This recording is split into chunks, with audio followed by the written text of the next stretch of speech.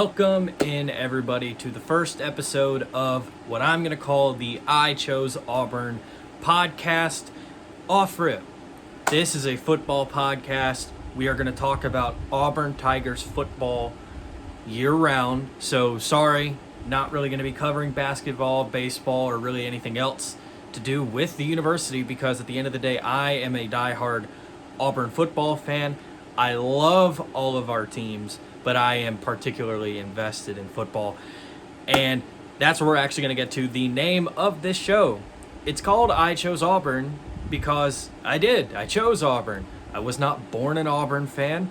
I don't think I have a single other relative that is an Auburn fan. I live in Columbus, Georgia, which is pretty close to Auburn, but I was actually brought up in a household full of Florida Gators, Kentucky Wildcats, Georgia Bulldogs. I chose Auburn because I loved Auburn. And I always will love Auburn, and that's why I want to talk about Auburn. And I've decided to start this podcast because the first time in a long time, I'm very excited about the direction of the program. And now I'm also going to be transparent because I don't want to come on here and just start saying things. I'm not a credible source. I have no sourcing. This is an all love, and I try to bring as much content as I can, but I don't have sources on the inside, and I don't claim to be an expert. I know a good bit of football. I think I know ball. I can't grease board you to death. There's not a single coach that has walked through the door of the Auburn organization that does not know significantly more about the sport of football than I do. So understand that any criticism I have, it comes from a place of humility. But just to recap, obviously we just wrapped up the Hugh Freeze era. Thank God. I know that's a pretty drastic shift. Me personally, did not like the attitude. I didn't personally like the scheme. I understand why that works, especially at lower levels of football, and why it worked in the early stages of the RPO era, but it was pretty outdated. I was not a fan of the Hugh Freeze hire, but however, I was a fan of the Brian Harsin hire. So take that for what you will. Personally, I would have never fired Gus, but I understand. It's one of those things. I understand both sides of every. So, and I'm only saying this just, again, humility. I liked Brian Harsin, was very wrong about that. So I'm not claiming to say that I have the insider information, and I know that Alex Golesh is going to resurrect the Auburn Tigers football program. However, I love what I think he's going to be able to do. First off, I love his mentality. I think he has an actual winner's mentality, which was my biggest problem with Hugh Freeze beyond scheme. I just was not here for all of the we're so close and the almost. Because at the end of the day, I was at the Georgia game this year, right? Zebras didn't help us out, right? We put up like 40 yards in the second half, though. When you leave the game in the hands of the Zebras, they're liable to take it from you. So that's you can't do that. And his entire tenure, we were on the fringes. There were a lot of games that we were competitive in. There are even more games this year and last year that we were more competitive in than the score even shows. But I like the mentality. I also, personally, So for those who don't know, where Golesh comes from, obviously he comes from USF, but he is what I would like to call a Heupel disciple. So, obviously, he has sort of been, I don't want to say he was like the mastermind behind the Hendon Hooker era at Tennessee, but yeah, a little bit. And they're still kind of using his philosophies up there because it works. It is a style of football that I think exclusively works in college football. As far as in-game success. However, I know people tend to worry about translatability to the NFL. The reason I don't is because I think if you're a good football player, you're a good football player. And sure, we've seen, for instance, tackles and wide receivers. Yeah, and I guess you could say quarterbacks, but I have an interesting caveat to that. Come out of the sort of like Y choice system and struggle to translate. I will say, though, I feel like the most prominent examples, you have Darnell Wright, the tackle, who ends up going to Chicago. He's a really solid player, in my opinion. Hendon Hooker obviously has not really played, never was really going to play, it seems. And Jalen Hyatt, who I'm of the opinion was also never really going to play. I never really saw it as a prospect. And I think that's where people get it wrong about Golesh's and Heupel's prospects. I think it is possible to highlight prospects that don't actually have it. And that's why, in my opinion, it's actually really important to pay attention to, like, the Senior Bowl and one-on-one reps and things like that. So, I also will say, Golesh, people kind of throw around quarterback whisperer. We love to do that. We did that with Brian Harsin. We did it with Hugh Freeze, right? Say what you want. There is that tie to Brock Purdy. Do I personally think Brock Purdy is that great of an NFL quarterback? No. But the tie is there. Hendon Hooker had a really solid college football career. And now, obviously, the one we're going to point to, because he's likely going to be the next starting quarterback at Auburn, Byron Brown. We'll actually get to him a little bit later when I touch on the transfer portal. But I'm just going to say it right now. I am a big fan of the Alex Golesh hire. I might be in the minority that I'm actually a little bit more excited about Golesh than had we gotten John Sumrall. And that is not to disrespect John Sumrall. I think he's going to kill it at Florida.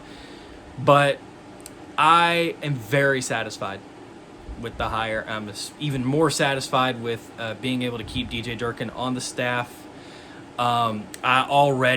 I love being able to bring in Brian Banks. I know things were not great for that DB room at Tennessee this year, but I trust I trust that guy managing DBs. So now let's get into the actual future of Auburn looking forward, or at least the immediate future, which is we are in the transfer portal and recruiting window. We're post early signing day. And the portal hasn't opened yet, but we know how this works. And we know a lot of players are leaving and hitting the exit door. Obviously, seems like Jay Crawford is gone. Xavier Chaplin is gone. Some high-profile recruits of the last cycle, Donovan Starr, Antonio Coleman, they're gone. And I think for a lot of Auburn fans, me included, heartbreaker. Perry Thompson is gone. Malcolm Simmons is gone. Again, it seems. Now, again, people need to remember, just because a guy hops in the transfer portal does not necessarily mean that they are leaving. They're probably leaving, though. So I'm not going to... Kayenly, another really prominent player that is hitting the exit door via transfer portal. I'm not going to sit here and say it's a good thing. I am going to sit here and say it was inevitable. When there is coaching churn, there will be roster churn. And I am of the blind belief, until proven otherwise, that this will turn out as a net positive. And I'm not saying that to slight the upside of the players that we are leaving behind. Like, for instance, I mean, a lot of the vast majority of our starting DB rotation from this past year, or at least starting corner rotation, they're gone, you know. Jay Crawford, I know people are very high on. I'm high on Jay Crawford. I think he was developing rapidly, and I hate that he's probably gone. Kayenly, I like the attitude and the aggression. Ryan Strader, I thought was going to be really good. Amon Langanis maybe was going to be good. But I'm of the opinion that none of those guys were guarantees. Like, as in, like, you sit there going and looking at the 2026 season and be like, yeah, they're going to anchor that room. I know that sounds crazy to a lot of people, especially considering Jay Crawford. That is just a gut feeling. So, could be totally wrong about that one. Obviously, losing Xavier Chaplin, Mason Murphy, another one that is probably out the door. The offensive line is another group that I feel pretty similar about from this past year. Lots of talented players on that offensive line. There's a reason that we were projected to be as good as we were originally projected to be, and a lot of that was to do with the projected performance of the offensive line. Now, Xavier Chaplin, obviously not an Auburn guy. He was the transfer from Virginia Tech. I don't think people realize that offensive line, especially in college football, is not plug and play. Once you get to the NFL, I do think that it's a little bit more,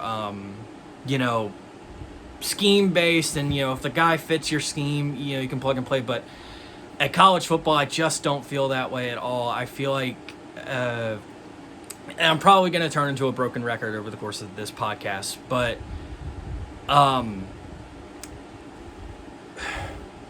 don't think people realize how important those relationships are between the tackle and the guard next to him. Or honestly, especially at a major school like Auburn, honestly, having if you're the left tackle, having a good relationship with the right guard, and just being able to work in sync with one another. And I do think that was a problem at some times in this year, because these guys would put really, really good reps on tape, and then either via miscommunication or just having a bad rep, we would get cost so deeply throughout the course of the year. I will also say, I think a lot of people have blindly criticized the offensive line. I know I'm talking about how I don't think that they performed up to expectations, but I think a lot of people blindly criticize the offensive line because you look at sack totals. Jackson Arnold is another one of those players in the transfer portal, and pretty bluntly, Jackson Arnold was at fault for the vast majority of sacks that he took this year. That is anybody who's actually watched all 22, because I don't have access to Auburn all 22, and you feel differently, let me know. But my interpretation was he had really awful pocket feel and presence. He held on to the. I know people say he held on to the ball. I don't even think it's as simple as just he held on to the ball too long. The guy stepped up into and ran himself into a lot of sacks. So to some extent, you can create the perfect pocket for a quarterback. It's still on them to navigate it, and he was not very good at navigating it. And I think when Ashton Daniels began his run at the end of the year, I think we actually saw what that unit could be. So that's why I am pretty disappointed that we're breaking up this unit, because I think we were moving in the right direction. I know Xavier Chaplin specifically probably thought he was going to be a first-round NFL draft pick. I think we all thought that's probably what was going to happen. It didn't. That being said, I'm not going to throw Jackson Arnold under the bus like our ex-head coach did. I plan on doing possibly a Hugh Freeze retrospective episode in general, but yeah, in case you don't know, Hugh on his way out basically just said, yeah, the reason I got fired is because Jackson Arnold wasn't good enough. Lame. That's just lame. Jackson Arnold was not good enough. I'm not going to sit here and say he was actually fantastic. And no, Jackson Arnold is not a good starting quarterback. It is still up to you to make that decision. At the end of the day, you're still the one that pulled the trigger and paid him multiple millions of dollars, and then also wouldn't back off of that decision when he clearly was not ready and mentally was shaken. So, there's that. That being said, got a lot of guys transferring out. There's obviously one name, really two, that people are very worried about if they are going to transfer. Those being Cam Coleman and Deuce Knight. Deuce Knight, I think a lot of people expect to transfer because he likely wants to play. And Byron Brown is likely going to follow Alex Golesh to Auburn. I don't see a world where that doesn't happen. So I do think the idea of Deuce Knight transferring is pretty substantive. I'll just say that. I will say with Byron Brown, I think you could possibly sell to Deuce. Hey, we're going to pay you to be here and develop for another year under him. And then you still have your red shirt this year. So, I mean, you're going to possibly be a first-year starter as a redshirt sophomore and have all that eligibility, and then it's all on you. It's like you could go off as a redshirt sophomore and skyrocket up draft boards and get taken, or you could have 3 years to slowly develop into an NFL quarterback. So I do think it would be advantageous for Deuce to stay. I don't know what his agents think, and that's the other side of this. The other player is, of course, Cam Coleman, and if I'm Cam Coleman, if I'm Alex Golesh, if I'm anybody in that building, if you want a prayer of being competitive in 2026, that is the most important guy on the offensive side of the ball to lock down, because Cam Coleman changes a game. He does. And it has been a long time since Auburn has had a receiver like that. We have had some receivers that I have loved throughout the years. I loved Seth Williams, man. I loved Sammy Coates. And then a different mold being the Darius Slaytons and the Ryan Davises of the world. Cam Coleman is like a top 5 NFL draft pick receiver. The guy does everything. He's a fantastic route runner. He's a freak athlete. He's got great hands. There is not a facet of his game that isn't elite. And I know for some reason Auburn fans are hung up. Some of them at least are hung up on him fumbling in the Iron Bowl, which that baffles me personally, especially knowing the context he was hurt. So, is Cam Coleman going to stay? I really don't know. The reason I lean towards actually yes is because I think everyone in the building has an understanding that we need to keep that guy. We have alignment on that, I think. So I think we can do the necessary things to keep him around. And I personally think if you're Alex Golesh, you can actually pretty easily sell your offense, your quarterback being Byron Brown, to Cam Coleman. And then, if you're Cam, you're only playing college football for 1 more year, barring something catastrophic. Just stay at Auburn, probably go down as the most talented receiver we've had in the history of the program. For all we know, might have statues built of you someday. And then go into the NFL as an Auburn Tiger. But also, I don't think there's a school in the country that doesn't want him. And I think there's going to be a lot of schools in the country that are desperate for wide receivers, so we'll just have to see. But I want to end the transfer portal segment on a big positive. This is not breaking news, but I think it is incredibly slept on news, even among some Auburn fans.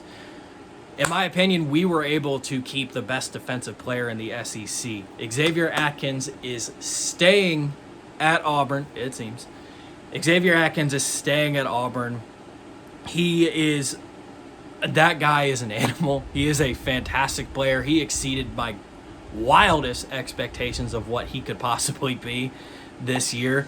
Xavier Atkins single-handedly kept us in a lot of games. That's not to disrespect the rest of the defense or even, quite frankly, the play calling by DJ Durkin. But Xavier Atkins, that guy, we talk about future first-rounders, and linebackers are different because a lot of times now, linebackers don't really go super high, but the guy can play.